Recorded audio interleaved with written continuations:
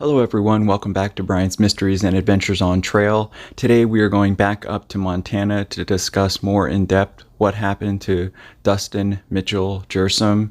I spoke briefly about this case at the end of a video right after this horrible incident took place. Now more information has come up light and more of his family has spoken out. They're just desperate for answers. They're desperate to get his story reached to more people. Even though many national newscasts have picked this story up, when listening to his sister's interview, she was amazed at how many people in their local area didn't know about this. Now this takes us back up to Montana, more specifically the Moose Creek Road area, which is really close to the Big Sky area. Dustin was born and raised in Montana. He was very familiar with camping, hiking, hunting, fishing. He had been doing it since he was a young child. Here is a picture of Dustin. He was known to have a great sense of humor. He had a great work ethic. He had 2 children who he loved. He was always trying to do the best for his family and friends. Dustin, who is 35 years old, was found dead in his tent about 2.5 miles up Moose Creek Road on Saturday, October 12th.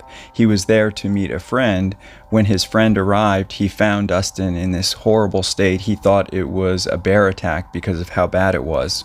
These are all pictures from the actual site. Here is a picture of the campsite marked by a red flag. As you can see, he had been camping up in between these trees, right nestled up against the forest. Upon arriving, the police immediately knew that this was not a bear attack. The coroner further determined this. They described it as an absolutely brutal attack.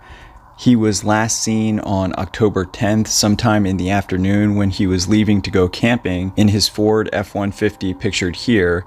As I said, he had plans to meet up with a friend the very next day. The police and coroner quoted in saying that he had multiple chop wounds, which ultimately led to his death.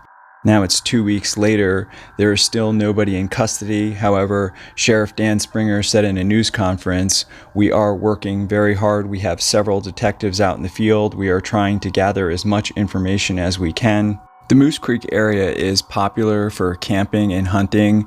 His sister said that it was not unusual for her brother to go camping there. He was very familiar with that spot. Dustin was from Belgrade, Montana, which is roughly an hour away from the camping spot. Here is a map of the drive that he would have had to make. Bozeman, Montana, which is the biggest city in the area with a population of around 50 to 55,000 people, is also roughly an hour to the north of this camping spot.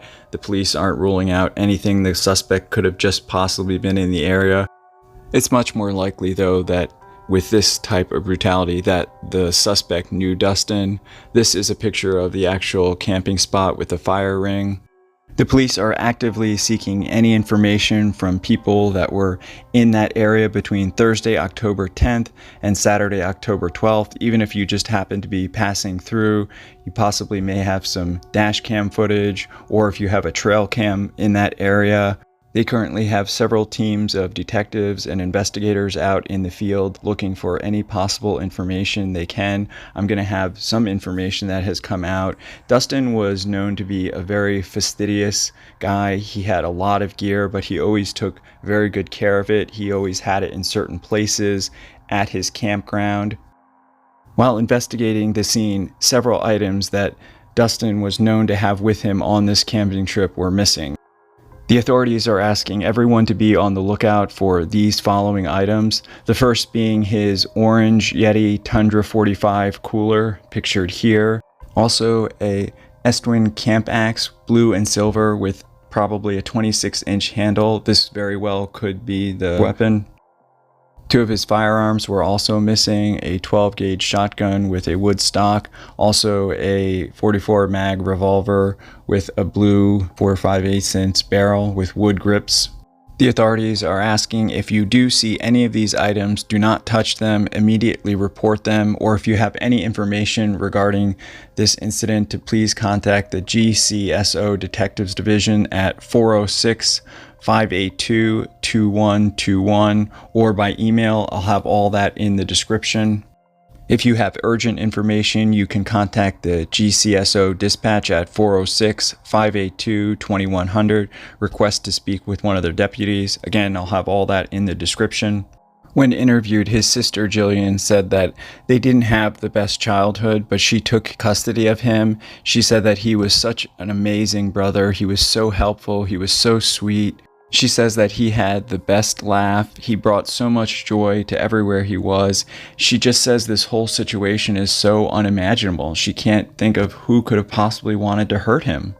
They all grew up in Montana. They all loved the outdoors. He loved snowboarding and camping. He was always very well prepared. He knew what he was doing. He had been out there by himself hundreds of times. She said even though it's a big area, this valley, the population isn't that large, and she was just astounded at how many people still had not heard of this case. She said herself she's scared to go out camping alone now. The police are urging everyone to be vigilant, be aware of your surroundings, and to please report anything that you may see, no matter how small it might be. They said don't be afraid that they might be too busy to hear their call or their information. Please call with anything that you may have. After hearing his sister Jillian's interview, it was so heartbreaking and so touching. She is just so desperate for people to know about Dustin's case and to keep spreading the information. Even though I did a small segment in a video about a week ago, right after this incident happened, I wanted to dedicate a whole video to it, bringing you updates, more information, the various clues that we now have.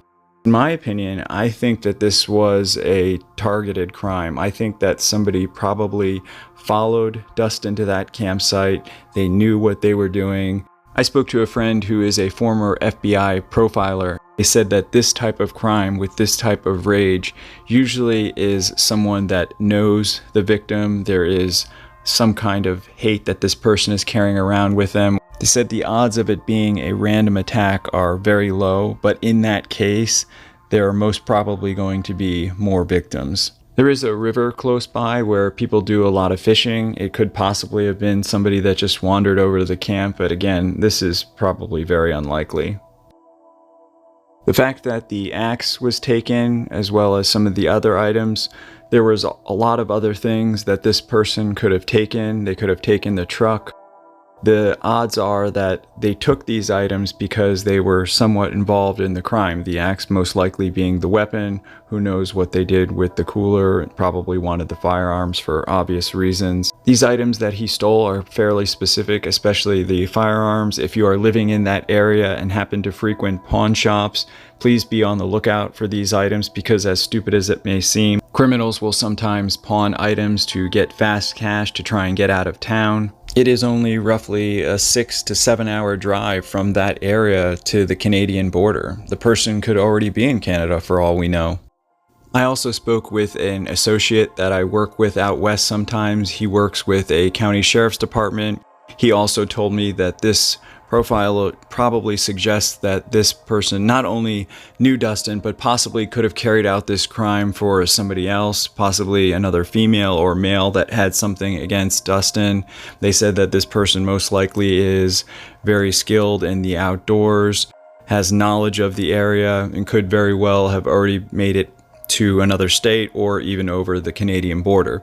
Again, these are all just theories and suggestions that these different profilers that I know have said. I'm sure that the people that are working on this case in Montana have their own ideas and theories that they're working on. I would never want to do anything to jeopardize their investigation, so I'm not going to talk about any of that except for the fact that they are working very hard. They have many detectives out in the field. They wanted the public, us to share those items that I did share with you, some of the details that I did share with you about the time frame and Dustin's plans for that weekend.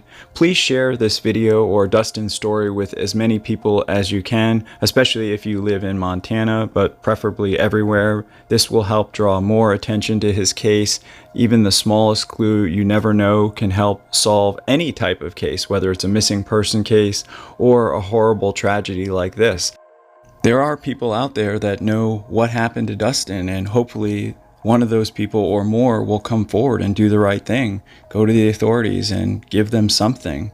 I want to dedicate this video to Dustin Kjersem, his sister, his family, his friends, all of his loved ones, all the detectives and authorities that are trying to find the guilty party and bring them to justice.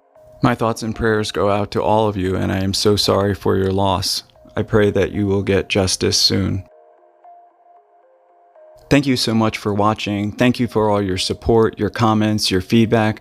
Definitely leave me a comment on this video, this case, your thoughts. Special thank you to co.ag for providing the background music. If you haven't subscribed, please consider subscribing. It really helps out the channel a lot, my efforts with search and rescue research, and ultimately getting back into the field. Hey everyone, thanks for sticking with me to the end. I know this is a very tough video and horrible situation. I just hope and pray for Dustin, his family, his friends, that the guilty person or persons will be found and caught soon. I hope you all have a great week, a fun and safe, happy Halloween. Definitely let me know if you have any fun costume ideas planned. If you want to be entered into the fall giveaway, which is this advent calendar, all you have to do is leave me a comment about this video or any others, or a suggestion. Just let me know you want to be entered into the giveaway. I'm working on part 2 of The Man Who Disappeared on the Appalachian Trail. I'll be having that out soon. Of course, if you have any video or case suggestions, you can always leave a comment or just send me an email. All right, everyone. See you in the next one.